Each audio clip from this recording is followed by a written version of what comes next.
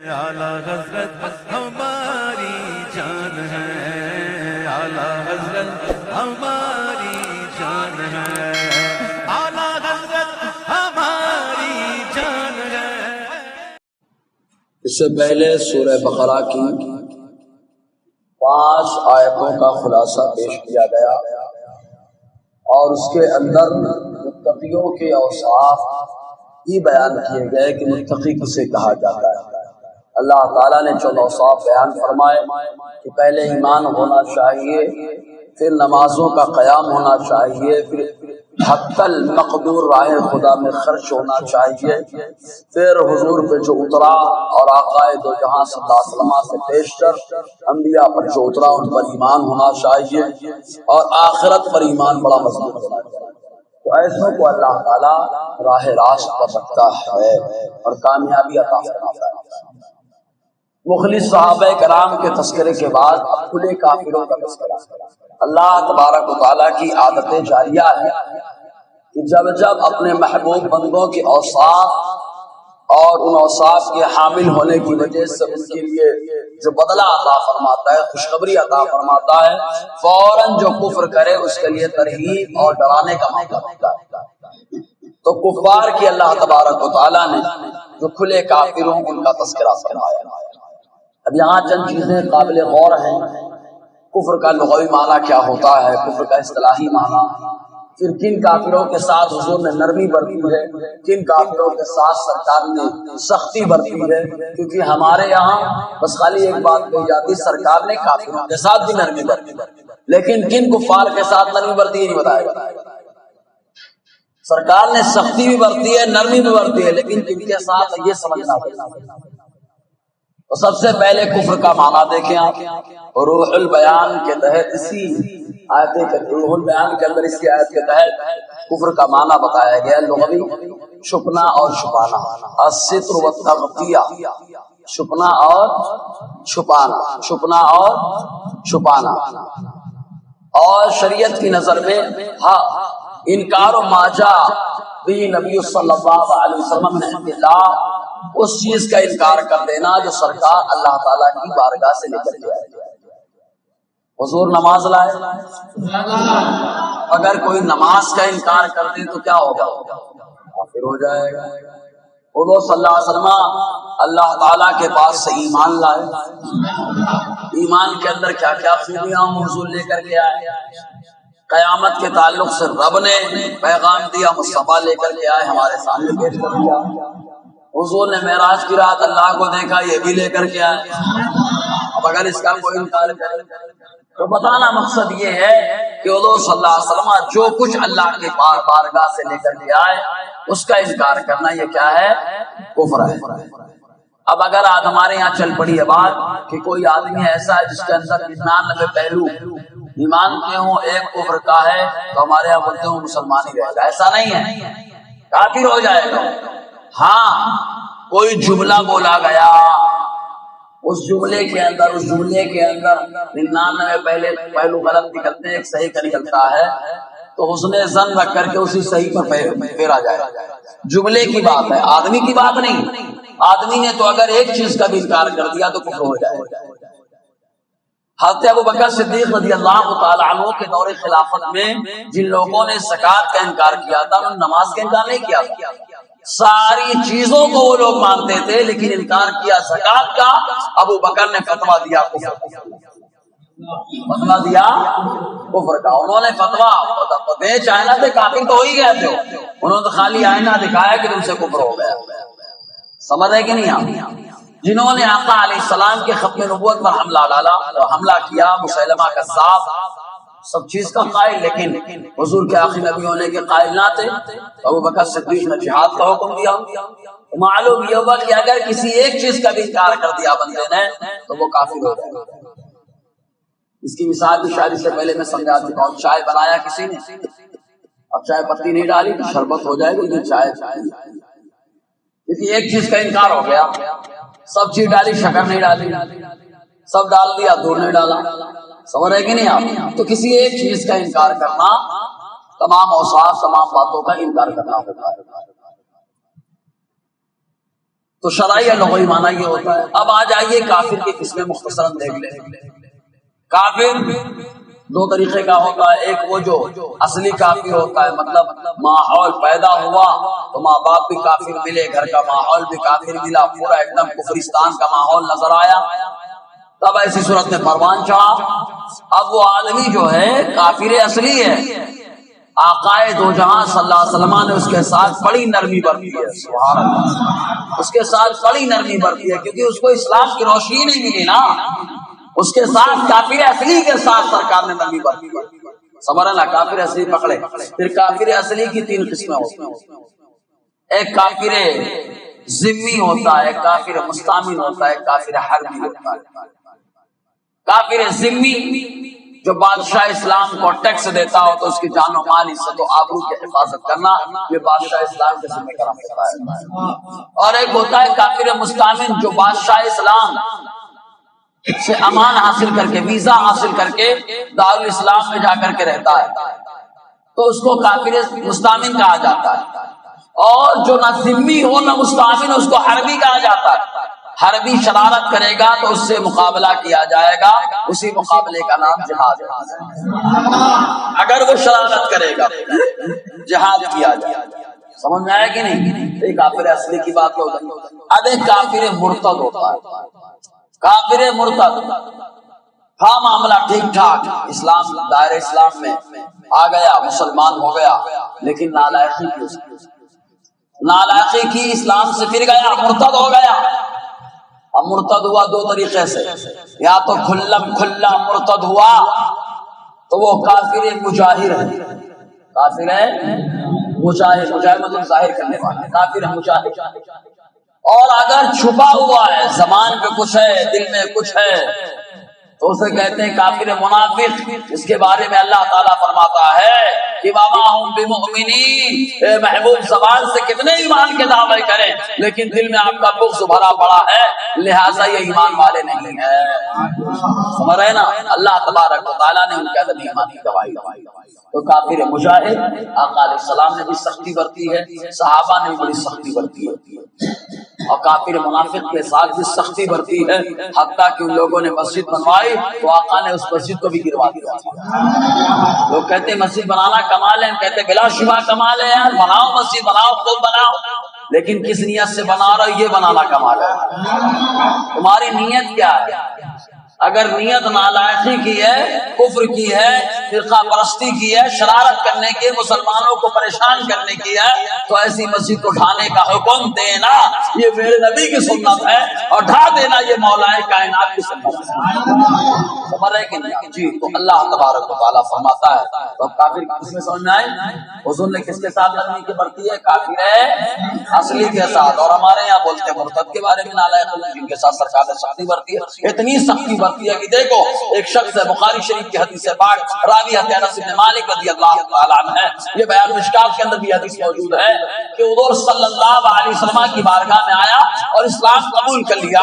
اسلام قبول کرنے کے بعد بڑا زبردست رائٹر تھا، لکھنے میں ماہر تھا۔ حضور نے فرمایا کہ تم کو کاتب وحی بنایا جاتا ہے، تم قرآن لکھا کرو، قرآن لکھا کرو، کاتب وحی بنا دیا گیا۔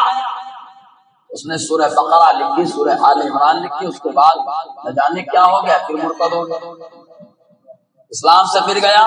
اور جب لوگ اس سے پوچھتے کہ کیوں پھر گئے تو جانتے کیا جملہ بولتا تھا؟ وَمَا يَدْرِي مُحَمَّدٌ إِلَّا قَدْ كَتَبْتُ لَهُ، کہتا ہے کہ جتنا میں نے لکھ کر کے دیا ہے محمد صرف اتنا ہی جانتے ہیں۔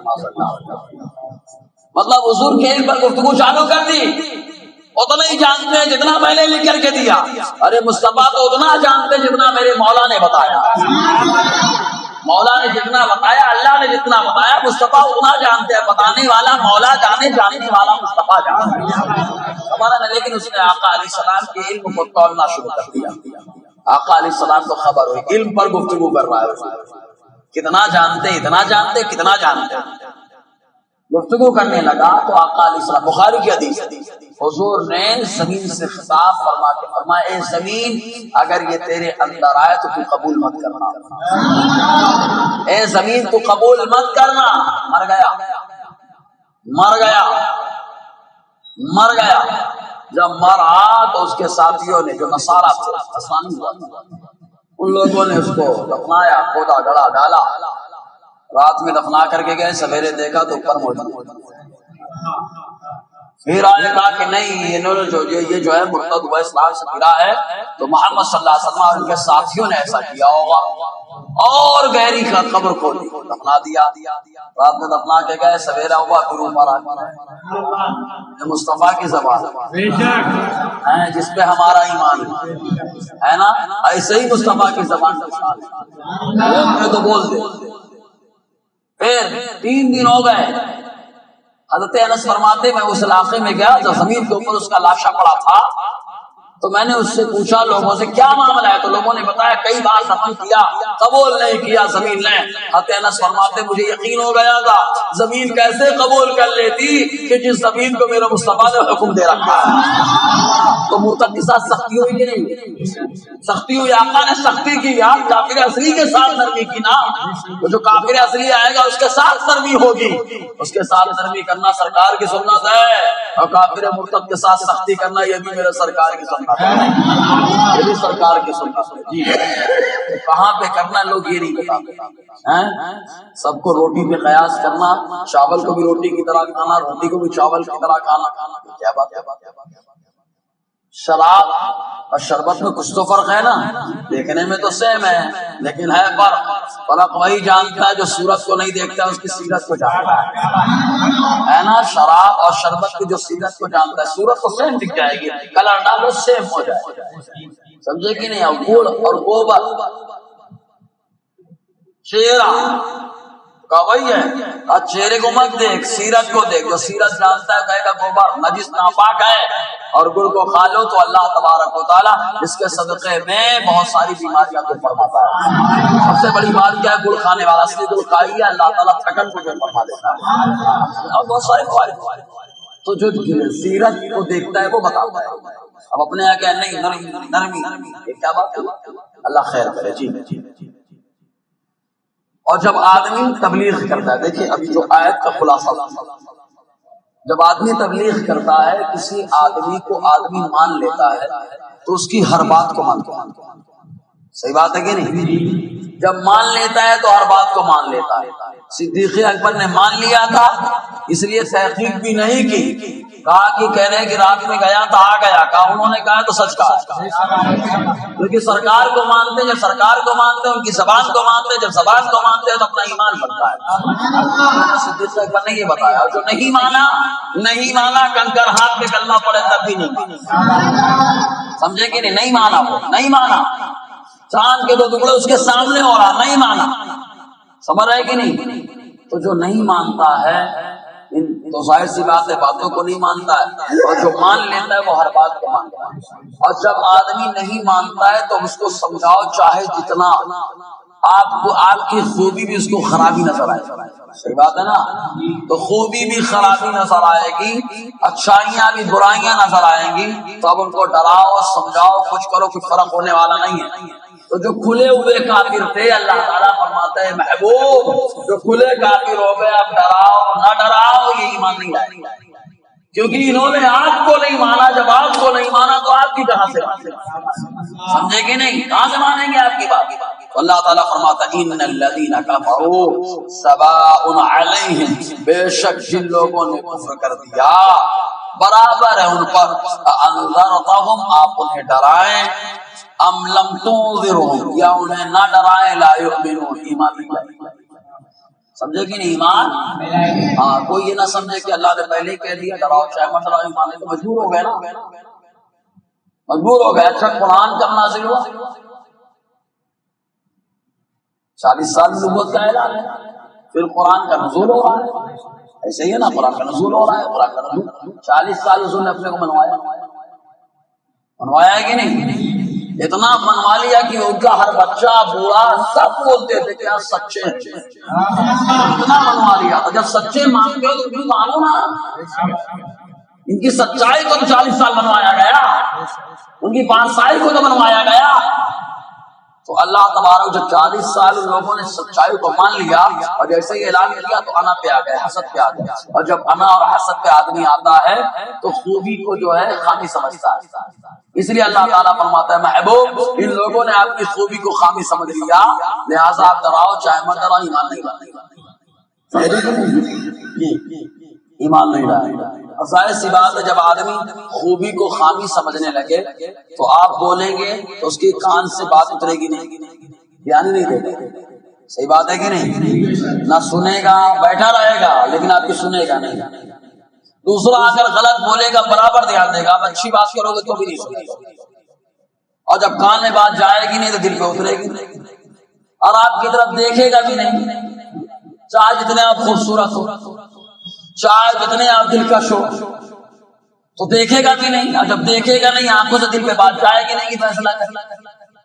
تو اللہ تعالیٰ فرماتا ہے محبوب یہ لوگ حسد میں جلل میں آپ کے ہیں، آپ کی اچھائیوں کو یہ خرابیاں سمجھتے ہیں، تو اے محبوب اب ان کے دل میں بات اترنے والی نہیں ہے، اور دل میں بات یا تو کان سے اترتی ہے یا آنکھ سے اترتی ہے، سن کر کے آدمی دیوانہ ہو جاتا ہے یا دیکھ کر کے دیوانہ ہو جاتا ہے۔ اور میرے نبی کی شان تو یہ ہے کہ بہت سارے لوگوں نے پہلے ہی سن رکھا ہے دیوانے ہو گئے، خالی نور پیدا ہوا آدم دیوانے ہو گئے، آقا علیہ السلام کی عظمت ہے، سن کے دیوانے ہو گئے، اور بہت سارے لوگوں نے دیکھا اور دیوانگی ظاہر ہے۔ عائشہ صدیقہ فرماتی ہے اگر حضور کے حسن و جمال کو دیکھ لیتی مصر کی خواتین تو خالی انگلی نہیں نہ جانے کیا کر جاتا، تو آقا کا حسن و جمال ایسا تھا۔ عائشہ صدیقہ فرماتی ہیں کہ آقا علیہ السلام کے چہرے میں ایسی رنگت ایسی خوبصورتی تھی کہ چاند جیسے خوبصورت محسوس ہوتا ہے، وہ سمجھانے کے لیے خالی انہوں نے کہا تھا، ورنہ چاند سے تشبیہ دینا یہ بھی کیا انصاف ہے؟ ارے چاند میں تو داغ ہے پر ان کا چہرہ صاف ہے، چاند تو سرکار نے توڑ کے دو ٹکڑے کیا، داغ آ گیا اس میں، میرے نبی کا چہرہ تو بالکل کلیئر اور صاف ہے، سمجھے کہ نہیں؟ خالی سمجھانے کے لیے تھا، آقا آ جائے تو اجالا آ جائے، حدیثیں موجود ہے اس کا۔ تو حضور صلی اللہ علیہ وسلم کا یہ عالم تھا، تو دیکھ جو جنہوں نے سنا دیوانے ہو گئے، سننے کی نیت سے سنا، دیکھنے کی نیت سے دیکھا، لیکن جو حسد کرتا ہے جلن کرتا ہے وہ خوبیاں دیکھنے کے باوجود نہیں سمجھتا۔ دیکھو نا عبداللہ ابن ابی غزوے میں حضور صلی اللہ علیہ وسلم کے ساتھ جا رہا ہے، اونٹنی گم ہو گئی، صحابہ کرام تلاش کرنے کے لیے نکلے ہوئے، مدینے میں حادثہ ہو گیا، حضور نے فرمایا مدینے میں اس شخص کا انتقال ہو چکا ہے۔ عبداللہ ابن ابی کہتا دیکھ لو مدینے کے بارے میں بتا رہے کہ وہاں کیا ہو رہا ہے، اونٹنی گم ہو گئی، اس کے بارے میں نہیں بتاتے۔ آقا کو خبر ہوئی، حضور نے فرمایا فلاں جھاڑی میں جاؤ، فلاں وادی میں اونٹنی فلاں جھاڑی میں لگی، اس کے پتے کو کھا رہی ہے نا۔ تو خوبیاں دیکھنے کے باوجود نہیں سدھرے کیونکہ حسد و جلن میں پڑے رہے، تو گویا کہ ان کے کام نہیں کرتے، ان کی آنکھیں کام نہیں کرتی، جب کام نہیں کرتے گویا کہ ان کے اوپر مہر لگا دی۔ اس لیے اللہ تعالیٰ فرماتا ہے ختم اللہ علی قلوبہم، اللہ نے ان کے دلوں پر مہر لگا دی، اللہ نے ان کے دلوں پر مہر لگا دی ہے۔ اللہ کیسے دلوں پر مہر لگا دیا؟ تو انہیں دل سے فیصلہ نہیں کر پا رہے ہیں، اور سرکار کا عاشق دماغ سے نہیں سوچتا ہے، دل سے سوچتا ہے، کیونکہ دماغ سے جب سوچے گا تو بہت سارے مسائل آئیں گے، بہت ساری رکاوٹ ہے۔ جب دل فیصلہ کرے گا تو رکاوٹ کو نہیں دیکھے گا، آقا کی بارگاہ کو دیکھے گا۔ تو اس لیے پہلے دل پہ مہر لگ گئی ہے، اللہ دل پر سوچنے بعد دل کا فیصلہ ختم، دل کا فیصلہ ختم کیوں؟ تو رب فرماتا ہے وَعَلَىٰ سَمْعِهِمْ، ان کے کان نہیں مہر ہے، سنیں گے نہیں، ان کے کان میں ہی مہر ہے۔ اسی لیے تو کہتے ہیں جن کے کانوں میں مہر ہے آج تک وہ سنیت کو بھی نہیں سمجھتا۔ اگر سنیوں کی باتیں سنیں نا الحمدللہ اللہ تعالیٰ کچھ نہ کچھ دل پہ اثر کر ہی دے گا، سمجھے کہ نہیں؟ لیکن سنیں کیسے سنیں؟ جی کان پہ مہر ہے، بات چالو ہوتی بھاگ جاتا، ایسا لگتا ہے کہ ہمارے فاروق کے غلام ہیں، ایسا لگتا ہے کہ ہم لوگ عمر فاروق کے غلام ہیں، آئے ہیں تو شیطان بھاگے، آئے ہیں تو شیطان بھاگے۔ حضور نے فرمایا، آج ہی پڑھ رہا تھا تاریخ ابن عساکر 44ویں حصے کے اندر، حضور نے فرمایا عمر تم سے انسانی شیطان بھی بھاگتا ہے، جناتی شیطان بھی بھاگتا ہے، دونوں شیطانوں کے بارے میں دونوں بھاگتے ہیں۔ ایک حدیث میں آیا حضور نے فرمایا تم لوگ عمر کا ذکر کثرت سے کیا کرو، اس لیے کہ جب عمر کا ذکر کرو گے تو عدل و انصاف کا تذکرہ کرو گے، اور جب عدل و انصاف کا تذکرہ کرو گے تو اللہ کا ذکر ہوگا، کیونکہ انصاف تو اللہ تعالیٰ بناتا ہے۔ تو گویا کہ عمر کا ذکر اللہ کا ذکر ہے، اللہ کا ذکر، اور جب عمر کا ذکر اللہ کا ذکر ہو گیا تو عمر کو جو مقام دینے والا مصطفیٰ اس کا ذکر خدا کا ذکر بدرجہ اولا ہو گیا۔ تو اللہ تعالیٰ فرماتے ہیں ان کے دلوں پر مایا، دل سے فیصلہ نہیں کر سکتے، کیوں؟ کان سے بات ہی نہیں جاتی نہیں ہے، سمجھے کہ نہیں کہ محبت پیدا ہو رس گولے کان میں، کان سے نہیں آتی، آنکھ سے تو دیکھ لیتے ہوں گے۔ اللہ تعالیٰ فرماتا ہے وَعَلَىٰ أَبْصَارِهِمْ غِشَاوَةٌ، کیسے دیکھیں گے؟ آنکھوں پر بھی پردہ ہے، آنکھوں پر بھی پردہ ہے، کہاں سے دیکھیں گے وہ؟ اسی لیے تو ابو بکر صدیق موجود ہیں، ام جمیل ابو لہب کی بیوی جب تبت یدا کا نزول ہوا ہاتھ میں پتھر لے کر کہتی ہے کہ اب جا کے میں دیکھتی ہوں کیا ہوتا ہے۔ شوہر اگر گستاخی کرے تو نہیں ہوش آیا، اللہ نے جب جواب دیا تو خراب لگا۔ کفار کا یہی ہمیشہ معاملہ رہا ہے کہ جب وہ گستاخی کرتے رہے تو بڑے پھولتے رہے، اور جب اللہ تعالیٰ کی سنت پر عمل کرنے والے دیوانے کھڑے ہوئے جواب دینے کے لیے تو کہا گیا کہ کتنا پھیلایا جا رہا ہے۔ ام جمیل نے بھی یہی کہا تھا، اور ام جمیل کے طرز پہ چلنے والے آج بھی کافر وہی کر رہے ہیں، وہی شرارتیں کر رہے ہیں۔ تو ام جمیل لے کر کے آئے، آقا موجود نہیں دیکھ پائی، نہیں دیکھ پائی، ابو بکر سے بول کے چلی گئی، ابو بکر سے بول کر کے چلی گئی۔ آقا علیہ السلام کی بارگاہ میں ابو بکر نے اس کا سرکار کیا معاملہ ہے؟ کہا اللہ تبارک و تعالیٰ نے جبرائیل کو میرے سامنے کھڑا کر دیا۔ وہاں سے دیکھے گی وہ معلوم یہ ہوا کہ اللہ تبارک و تعالیٰ جس کو دکھانا چاہتا ہے وہی دیکھ پاتا ہے، ہر آدمی نہیں دیکھ پاتا۔ جب آقا کی حیات ظاہریہ میں سب نے مصطفیٰ کو نہیں دیکھ پایا تو مرنے کے بعد لیکن مرنے کے بعد کہاں سے نصیب ہوگا؟ سمجھنا ہے نا؟ تو اللہ تعالیٰ فرماتا ہے آنکھ تو ہے لیکن آنکھوں پر کیا ہے؟ پردہ ہے، نہ کان سے سن کے دل پہ لے پاتے ہیں، نہ آنکھ سے دیکھ کر دل پہ لاتے ہیں، سمجھے کہ نہیں؟ جب پردہ ہے تو ظاہر سی بات ہے اللہ تعالیٰ فرماتا ہے کہاں سے سدھریں گے، ایمان نہیں لائیں گے۔ وَلَهُمْ عَذَابٌ عَظِيمٌ، ان کے لیے بہت، انہی کے لیے بہت بڑا عذاب، سمجھے کہ نہیں؟ سب کے لیے نہیں، ان کافروں کے لیے بہت بڑا عذاب، عظیم کا لفظ ہے، اور اللہ فرما رہا ہے بڑا، جس کے سامنے دنیا جو اتنی بڑی ہے، دنیا کا ساز و سامان، اس کے بارے میں فرمائے بتاؤ دنیا قلی، دنیا تھوڑی، دنیا کا ساز و سامان کیا ہے؟ تھوڑا ہے۔ اللہ فرما رہا ہے تھوڑا ہے، تو دنیا کے بارے میں سوچو کیا کیا ہے، آسمان زمین کیا کیا ہے اس کے اندر، اس کو اللہ نے فرمایا قلیل، تھوڑا، اس کو فرمایا تھوڑا۔ لیکن جب کفار کے عذاب کی بات آئی تو اللہ فرماتا ہے بہت بڑا عذاب، سمجھے کہ نہیں؟ تو سوچے جب اللہ نے بڑا کہا ہے تو کتنا دردناک عذاب ہوگا۔ عذاب کا انداز یہ کہ کفایت میں حضور صلی اللہ علیہ وسلم فرماتے ہیں کافر کو چھوٹے باکس میں ڈالا جائے گا جہنم، اس باکس میں آگ جل رہی ہوگی، اس کو بڑے باکس میں ڈال دیا جائے گا، اس میں بھی آگ جل رہی ہوگی، پھر ان سارے باکسوں کو اٹھا کے جہنم میں ڈال دیا جائے گا، سمجھے کہ اس طریقے سے دردناک عذاب ہوگا۔ اللہ تعالیٰ فرماتا ہے انہی کے لیے بڑا عذاب ہے۔ یہ تو کھلے کافروں کا تذکرہ ہو گیا۔ ابھی